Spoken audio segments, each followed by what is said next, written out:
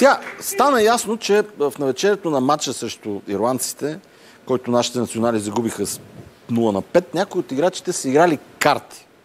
Вашето златно поколение нарушавало ли е дисциплината? Виж какво, Иво. И ние сме нарушавали дисциплината. Но после излизахме на терена и бихме. Така беше. Аз също обичам да играя карти и съм разбрал едно нещо. Никога не трябва да играеш билот с актьора Явор Бахаров. Защо? Защото винаги има кос. Е това. Да. А знаеш ли, кой е единственият футболист, който не играе карти? Кой?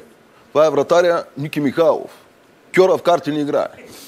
Добре, наскоро Милко Съдинов каза нещо много интересно, така един интересен спомен разказа, че след победата над Франция на Парк де Пренс сте решили да празнувате в Париж и по погрешка сте влезли в гей бар. Това вярно ли е? Така беше, бе.